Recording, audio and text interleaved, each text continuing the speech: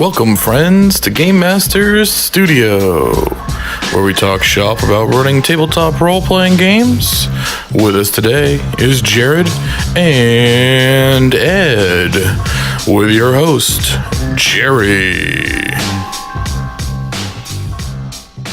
Welcome to GameMasters Studio. We'll be talking about tips and tricks for tabletop role-playing games, like Dungeons & Dragons and others, and hints that you can use to help kind of bring your game at home up to the next level. Today we're going to be talking about NPCs, the non-player characters in the game, and how you can help make them a little bit more memorable to your players. My name is Jerry, aka Frieden, host and moderator for the show. With me in the studio today we have Jared, aka dm.f, proprietor of Mad Doc Designs, creator of the World of Wrath, and semi-professional DM, and Ed. Ah, crap, are we starting already? Alright, so, Ed is making his way back to the studio.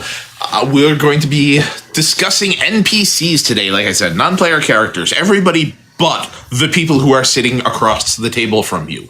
These are all the characters that you're going to be playing as the GM.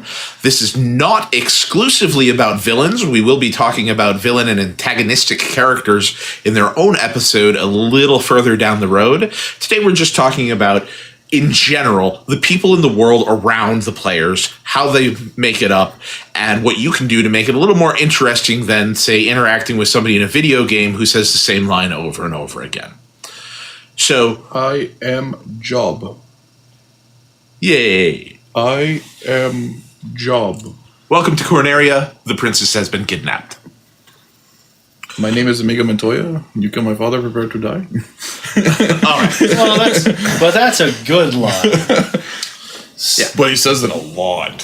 So, for memorable NPCs, I think right there we hit one of the first key points, is you need to make them people. If they're just spouting the same thing over and over again, that's not realistic.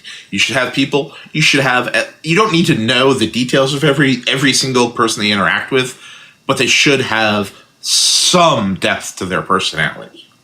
Yeah, have an idea of what you want the NPC to do. If your players are approaching an NPC, like a guard, just for directions in town, you have to make that decision of, do I just have this be a blah guard who gives them the directions they're looking for, or is this guy gonna start some stuff? Is this guy gonna go on a long-winded tirade? You can just start there. I wouldn't say do that every time they enter a town, but who knows? The guard could be the interesting NPC of the area. Have him give the characters his background, even though they didn't want it at first. Or you could have the guard just be an interesting, but not necessarily recurring character at all, just playing him up as, the kind of that stereotypical cop. Like they start to approach him like, whoa, hey, what do you need? What do you want? Yeah. Kind of start imparting a little sense of the environment of the town. This is what's going on. Okay, the guardsmen are a little on edge. There's probably some stuff happening. You can start to set a mood just with something as simple as, hey, where's the inn? And where that leads you. Yeah, well, how the guard, initially conveys himself is going to say a lot about the town. If you have a chump little tiny town where they're taking whatever, like beggars can't be choosers, then you might have an idiot guard. Yeah. But if you have if it's a big city and it's very formal and military is like one of their primary, one of the most important things that in town, they're a military city, then they're not going to have the idiot guard. They're going to have very formal, very structured, hey, halt, who goes there, where's your ID, right? Where do you come from? I have 13 more questions before you're allowed to enter. Right. But that instantly conveys the feel of the town and gives you a sense of the NPC. And if that NPC has 13 more questions that they have to answer before they're allowed to enter, as a DM, you should have those 13 questions ready. Right. And you should practice them, I think, because that way you're saying them with the same repeated, I've asked these questions of the last 200 people, and I'm going to ask it to the next 500 people in line behind you. Yeah. So it's just over and over and over, yeah, and convey that to help get that sense. Yeah, and you can even do it bored, Yeah. The guard looks at you and says, all right, how tall are you? What's your name? Where are you from? What's your mother's what's your mother's maiden name? How long will you be staying in town? What's the purpose of your visit? Yeah, what's your favorite what is your color? name? What is your quest? What is your favorite color? What's the airspeed velocity of an unladen swallow? Yeah. And no more Monty Python references. We're done. Okay. It will destroy the show if you let it. Quiet, or I'll dunk you a second time. All right. I see what you did there. And coming right off our talk about improv versus prep, you can prepare these NPCs. You can also make it up on the fly. Right. Just make it a little bit different so that they don't feel like they're interacting with a wall. Yeah, you can easily improv every single unique NPC that the players come across by just having the simple prep of like a sheet of like interesting one things. Yeah. There's Chris Perkins. I don't know if you've heard him or not, but he's actually a DM. He works for Wizards of the Coast. He's pretty popular in the DM scene. You can go on YouTube and find him in about 13,000 videos. But one of his tips for memorable NPCs is one thing. Make sure that every NPC has one thing, something that makes them stand out. It doesn't have to be, it can be physical, it can be audible, it can be just one thing. Like maybe they have a weird accent, maybe they have a scar across their face, maybe they have like weird blue and red hair, but just one thing, physical, audible, maybe they smell a certain way, like, oh, this guy smells like fish and chips. That's really weird, but every time I meet him, he always smells the same way. But something unique and interesting about them, and every single time you meet that NPC, that one thing stands out every single time. Yeah, something the players can latch on to. Right, exactly, because you're not going to remember, Edward Stevens II of Gryffindor from, the by way of blah, blah, blah, blah, blah, but you're going to remember that guy with a scar across his face that smells like fish and chips. Right. Yeah, and your PCs are going to go, hey, you know who we need to talk to?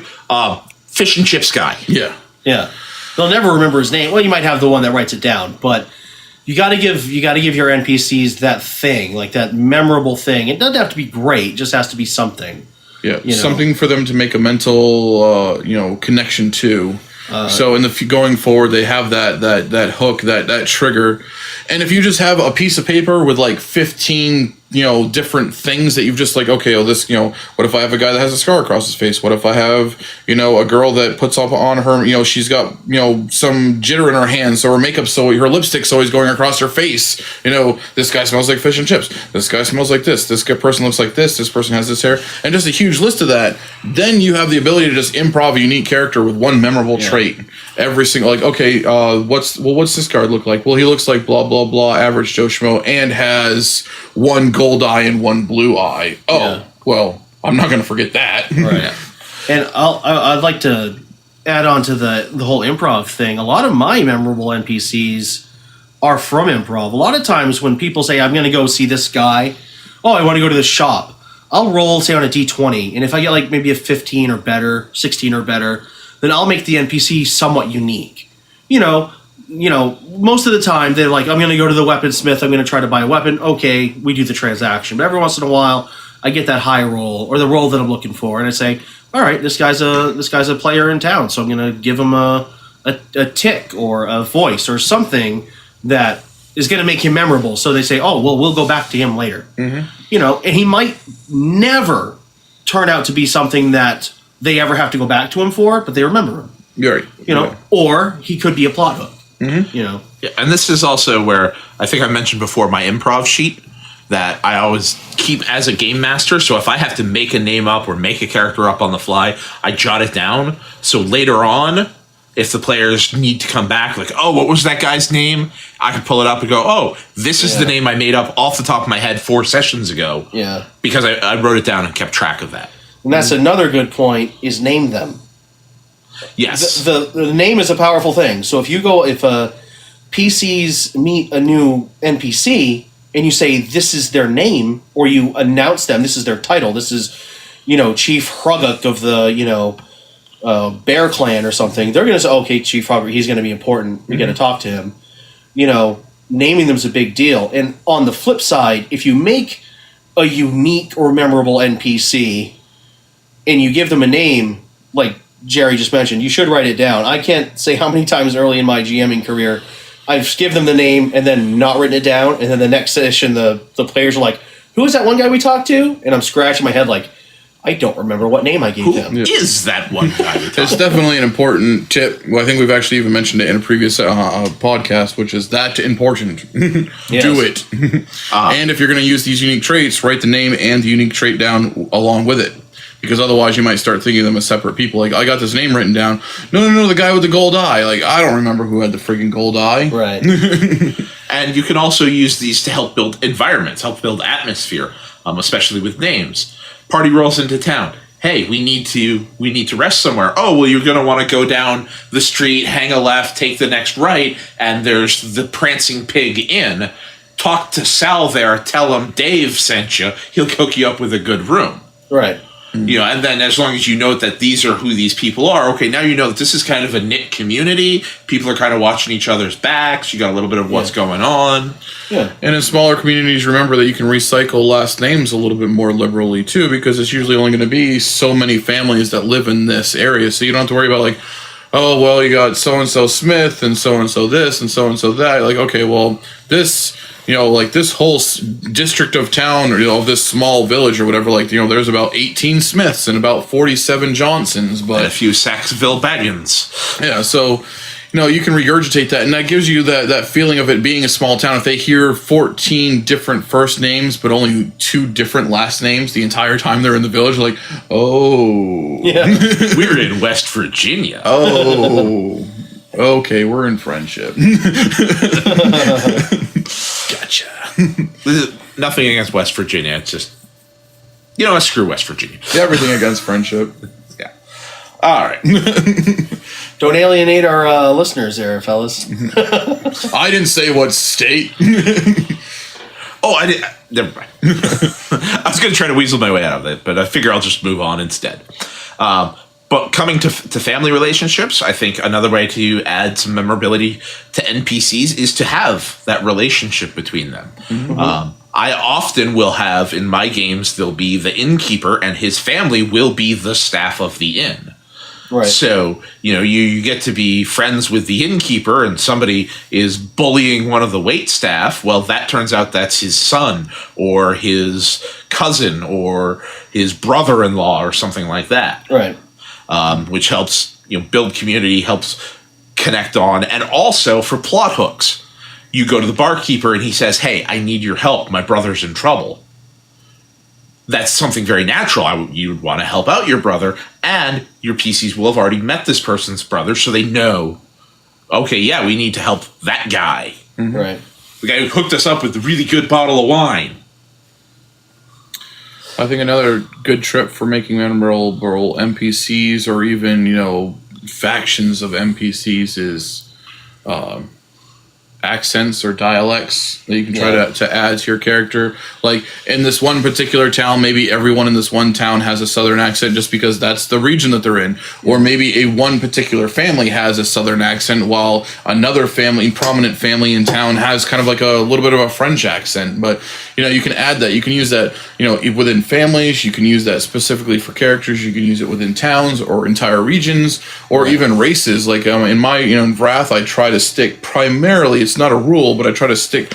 I have certain certain accents that I try to stick to certain races, just so you can kind of instantly identify that. You know, like we have the traditional Scottish accent for the dwarves, and then, you know, we have kind of like a little bit of a French accent for like the elves. For Drow, I kind of have like a Transylvanian kind of accent. You know what I mean? Just kind of like it distinguishes things a little bit. And again, it's not a rule. Very unique leprechauns having an Irish accent. Nobody saw that. Yeah, no one saw the Irish. No. The leprechauns with the Irish accent. That's crazy.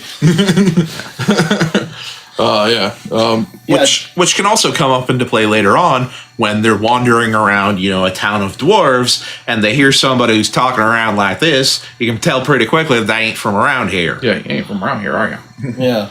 Definitely, even if your accents aren't great, use them. They're going to help you with your NPCs a lot. You know, and if they're bad, okay, that becomes kind of an out-of-game joke. But everyone still gets the idea that you're trying to make this person unique. Or even just this region. Give them flavor and character. Exactly. And the flavor and character, it also really comes into play there because it's not a bad Scottish accent. It's a good Dwarven accent. The Dwarven accent and the Scottish accent sound a little bit similar. Yeah. But who's to say you're not doing a flawless Dwarven accent? It's true. Yeah, who's to say that's exactly the accent that this one NPC has? Like, I can't even place it. Is that pikey? Like, it's this dude's accent. That's all there is to it. That's all you need to know. We had we had that come up in Wrath once where I'm trying to remember who it was. I think it may have been Istvan the Bard, who had an accent. And you could tell when it was him talking, you couldn't tell what the accent was supposed to be. Yeah. But it was consistent. Yeah. And that's the trick, I would say. You know, if you're going to use accents, make sure you try to use them consistently. If you're going to use it with an NPC, always use it with that NPC. If you're going to use it for a region, always use it for any character from that region, unless there's a reason not to use it. I mean, another advantage of having accents for specific regions or specific races, something that's kind of generic like that, is when you run into the dwarf that has the French accent, like, wait, were you raised by elves? That's freaking weird. Like, you have a French accent, you're a dwarf. You know, people will instantly pick that up if that's a staple of your world, if that's how things always... Dwarves always have a Scottish accent, elves always have a French accent. You meet the dwarf with the French accent, like, whoa, whoa, whoa, whoa, whoa, whoa, whoa. You talk kind of funny for a dwarf. Yeah. Where are you from? And that's another thing you can do, make your NPCs unique. The beardless dwarf. Hell, the bald dwarf. Mm-hmm. You know, most dwarven culture, they prize their beards. You know, it's a sign of manhood almost in a lot of dwarven cultures. I mean, you can have your own culture in your game, that's fine. But when you come across, if you're running typical dwarves, you come across one that has no facial hair at all, that's different. And you point that out to the group. Someone's going to be like, wait a second. Or the really tall elf. Yeah. Yeah. Like, is that elf 7 feet tall? Yeah. Oh my god. And that's something, too, for making unique, memorable individual NPCs, to use the accent for the group, but then add in vocal tics for the individual. Mm-hmm. You could have somebody who, you know, finishes up all their sentences with, you know what I'm saying? Or, you know, you have somebody who says... Maybe they stutter. Yeah, stutter, or, you know, or a distinct laugh or something like that. Now you're making fun of me because I say you know all the time. You do, you know. I do know. Right on. But no, those tics are unique. I mean, that's you have to add those into the NPC if you're trying to make them memorable. Another thing, though, is some NPCs become memorable without you even trying. Yeah. It can happen. Oh, yeah. Absolutely. Well, sometimes actions speak louder than words in that scenario. Like, if you're not going out of your way to be descriptive about a character, or, you know, give them some kind of audible mannerism, sometimes what they do can be something that stands out, like Captain Jack in the one game that I ran, the game that I ran. He talked a little bit, but the big thing was the fact that he liked to get into fights. That was his thing. Like, he was almost like a dance. Like, he's twirling around the bar, just challenging everyone in the bar, just literally twirling in circles and just punching people out. And that was what was more memorable about that character, other than the way he talked or the way he looked. Yeah. I had a game I ran once that all the players were in a military force, so I gave them a squad of like 10 NPC like warriors, and there was this one warrior who kept on, like, he was the guy who had taken out the bad guys, and he kept surviving every fight. And, like, I mean, I just gave him a generic name. I don't even remember it now, but he became a memorable NPC because he kept surviving all of the encounters. And, of course, the one time I give him a name, he finally dies. But, well, you know, it created itself. As a GM, the only people that die are the ones that you want them to. Which is a corollary to one of my favorites, that if the DM wants you dead, you are dead. It might not have happened yet, but you're dead. You just don't know it yet. You are already dead. Yeah, you can definitely let memorable NPCs fall into place. I had a game where the PCs kept going back to the same merchant. The first time that they went to the merchant, I gave, you know, this is kind of his quick personality, you know, cheery, happy to meet people, blah, blah, blah. And then they came back and asked for something else. And, see what I'll do. And they come back and, oh, hey, my friends, good to see you again. And they have another really weird request. And it's, I'll see what I can do. And it just built because they kept going, oh, well, we need somebody. Well, we can go back and talk to this guy again. Yeah. And the PCs built the memorable NPC for me. I just kept him consistent, gave him a character, gave him a personality, and they kept going back. Yeah. They did the work for me. I loved it. Yeah. Yeah, I mean, position and can also make a character important. Like, not necessarily, you know, anything else about him, but just the, like I hold X position, like, in the military, that's an example. But like there's one where I had a character that wanted to like, hey, is there any like basically like a fight club? Like, is there any like local like boxing area? Right. So it ended up being that there was like this kind of like underground fight club thing that this, one dude's promoting, like this one guy's running. I thought you weren't supposed to talk about that. Wasn't that one of the rules? Yeah, I think it's like the first 2 rules. Anyway, sorry. Yeah, so there's this fight club kind of thing going on, but so there's this guy that's running it, and because he's running this random underground, not spoken about, fight club, he instantly became important. I mean, I fleshed him out a little bit more, and I gave him some more detail and some more depth to make him feel more important. But just the position that he held made him important and made him memorable, especially to this one character that wanted to basically have like this little underground boxing thing that he wanted to do because he was a monk and he wanted to, beat people up. Yeah. Another thing could be, their physical description as well. I mean, how many times does your group face off against some, evil soldiers? Well, you could make them different. You could say, one of them has a different kind of armor, a different kind of weapon. Or you can make your soldiers unique. Maybe one of your countries has, very Greek or Roman style soldiers where they all have shields and spears, and basically breastplate armor, and then your other kind has more kind of medieval European where they're all wearing chainmail and, there's archers in the distance and that sort of thing. So, I mean, that's something I like to use as well. We currently use D20 Pro with pictures, with tokens to represent everybody. You can also do it with miniatures, where you'll have some presentations where the soldiers come in and you're using the same picture for everybody or the same miniature to represent each of the soldiers. It's the same one to give this blend of uniform. These are the faceless hordes coming forward. And there are other times where you specifically go in and try to find individual different pictures for the different people to show that, hey, there's a large group of these people, but they are all individuals. Right. I did that recently with my game where they got a small force of troops working with them when they first moved in. Because, again, we're using D20 Pro, so we used pictures. Everybody had the same picture.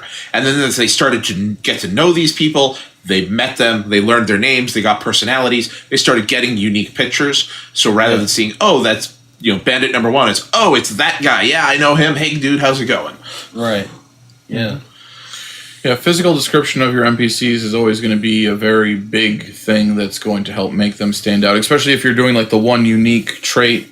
The scar across his face, the golden eye, but like mannerisms too, like maybe this guy walks with a limp, maybe this guy's missing an arm, but there are some things that are going to stand out more than others, and you can take advantage of like, well, this guy has a better perception check than that guy, so this guy might notice the slight, wobble in this guy's limp that he has, whereas someone else might not notice it. I mean, that's DM discretion, but definitely, physical traits can be a huge way to separate and identify NPCs. This guy has long black hair with, like red eyes, and this guy is short. Even for a dwarf, he's short. He's like a small sized creature. He's so short, he bald, no beard. Yeah. Like, okay, that guy's way standing out. Like, you sure he's not a gnome? Yeah. In another way, and we'll probably touch on this when we talk about antagonists, is the entrance. How do the players meet them? Yeah, how you present them. Yeah, if you have a character that you would like to be a memorable NPC or someone who may be important throughout the game, maybe present them in a unique way. Before it ended, I was running a superhero game, and I had a guy who I was going to try to make him unique, and all he was just a kind of a strong super speed type. And the way I presented him was there was a guy who was like an Iron Man type, and he just collided into him in the middle of one of the guy's patrols, and they fought for a bit. And then once the fight was basically over, he just looked at him, smiled, and said, "That was fun," and flew away. And I was planning on them coming, talking to him later. The game never went that far, but just kind of a unique introduction. He wasn't a bad guy; he was just there. Mm-hmm. Another thing that I like to use as a trick for unique characters is impressions.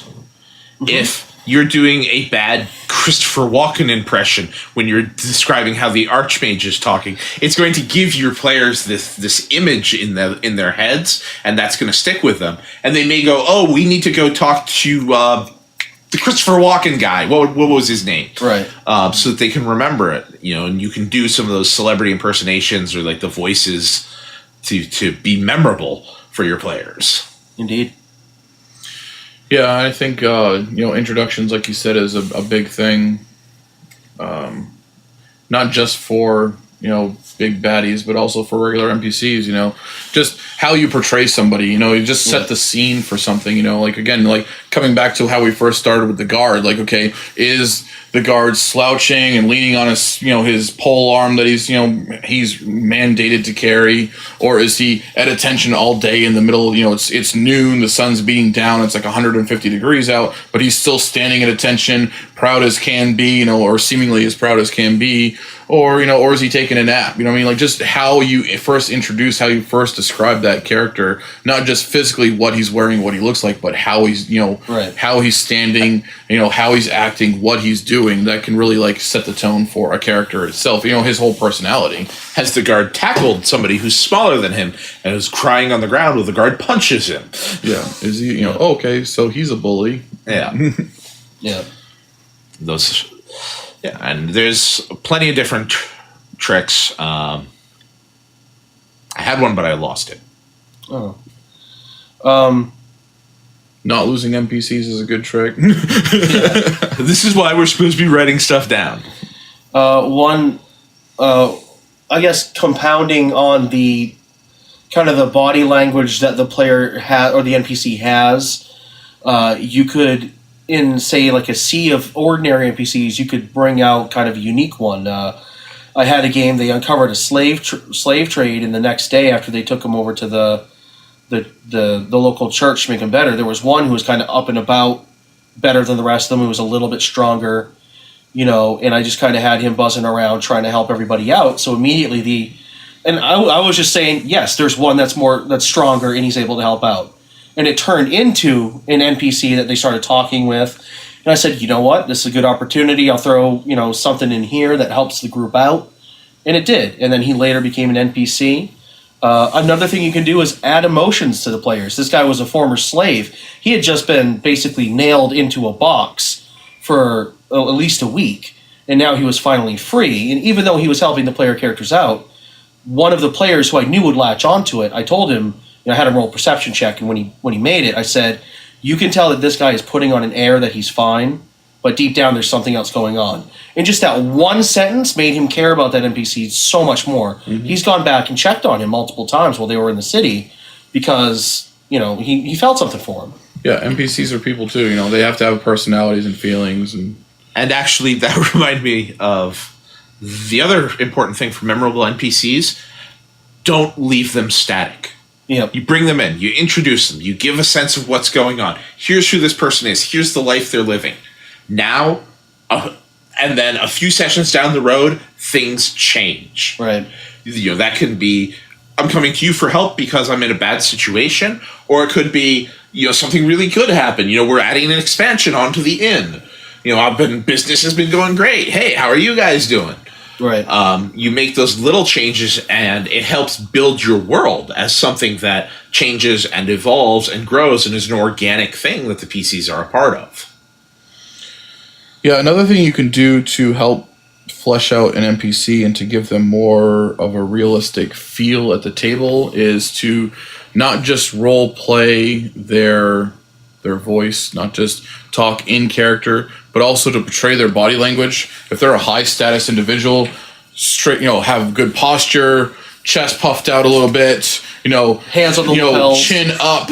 And you people listening at home can't see because we're on video, but all three of us struck the exact same pose at the exact same moment. Well, two of them grabbed their lapel because they thought they were Bane for a second. It's a running joke from one of the other games. Yeah. Indeed. But just convey that high status, like talk very, maybe add a little bit of bass to your voice, but just talk very like proudly and sternly and like what I say goes and I am the king of the realm and you must obey me, as opposed to like the peasant where you might slouch a little bit, kind of have your chin down, your shoulders shrugged up a little bit and that whole like, and looking up as you talk like, please master, please don't hurt me. Like, I'm sorry I stole the bread. I'll pay you as soon as I get a job I've never had. Just using the body motion in the language to basket. convey that is going to mean a lot. Even if you only use enough body language to convey what they call high status to low status. Right. If you can at least convey enough body language to separate high status and low status, it's going to instantly help separate, your characters and your NPCs at least into two large blocks, which are very important blocks. If you have enough range to, use body language to convey more depth, then more power to you. And that's something you could actually, if you were willing in your free time, study and look into. But just separating high and low status, with the posture is the biggest thing. So because you're sitting at a table, you might not get up and fake a limp on the character. But if you're the type of DM that gets up and you're a lot more animated and walk around your table because you have the room to do it and you like to walk around a little bit, the more power to you. But at least using posture and your chin, if your chin is high, if your chin is down, if your posture is slouching, if your posture is straight, and conveying the high and low status, so you can easily separate between someone who's important and someone who doesn't think that they're important. King and peasants, obviously two huge extremes, but there's a lot of gray area in between where you can use that. A strong, confident character will lock eyes with the player, right? Where someone who's not in as secure a position may, kind of defer and look away from, not look at them directly. Yeah. And you can also help capture your group's attention by role playing these kind of things, especially like you're playing the proud, strong king, and someone does something, and you're role playing, and you're just like, halt. Yeah. You put your hand out in the stop motion, like you can almost startle your player, and they're like, whoa, okay, I'm totally paying attention. This dude's totally used to being in control. What just happened? Okay, yes, totally. You have my attention. I am going to remember this dude that just yelled at me. Exactly. Yeah. And pantomiming can be huge. Maybe you have a half-orc that every time he shows up, he's this big, beefy half-orc, nothing too special, but every time he shows up, he's mowing down on the leg of lamb. So every time he kind of shows up, and you just pretend he's got this big old leg of lamb that he's just chomping down on every time he shows up. Yeah, there's tons of different gestures and body languages that you can use. You can use like the gorilla ape thing of like waving your hands up over your head, like that kind of stuff. Like that sounds silly because I'm doing the ape voice, like sound along with it. But there's lots of characters where you could be the barbarian, and just like every time that he's questions, he just like flails his hands up over his head, just like you're challenging me, and I don't like it. Why are you asking me things? Fight me. And actually, going back to Ed's point, with just the concept of the beefy fighter with the leg of lamb. Oh yeah. You can use that later on, maybe have that character show up, and you don't need to tell your PCs. You just need to do, kind of do the taking the bite, like, hey guys, what's up? Yeah, exactly. And they instantly know who just walked up, what he's there, who this guy is, and they'll kick off right into that. Yeah. And you can even play off that sometimes. Those are examples. The half orc with the leg of lamb, I actually did that, and then also one time I actually had him beat someone with a barrel, basically an improvised club. as an improvised club. It wasn't supposed to be a fight, but it turned into one, and it was a mostly eaten leg of lamb, so you just beat someone up with it. Yeah, why not? Those are things that can make NPCs memorable. Yeah, absolutely. And I'm sure for that, in your PC's mind, the leg of lamb was as much a part of the character as the fact that he was half orc or that he carried a greatsword or whatever else. Maybe even more so. Yeah, because it always was coming up, always reminding, and helping them to remember this memorable NPC that you had created. That's right. I liked that ending, so we're going to wrap it up there. Good one. We will see you the next time that we are back in the studio. New episodes are posted every Tuesday. We promise. You can follow us on Facebook. We do have message boards available at GameMasterStudio.proboard.com. And we are on Twitter at GMS Studios. We will see you next time we are in. And until then, have a good one. Peace. Bye, mate. Bye, mate.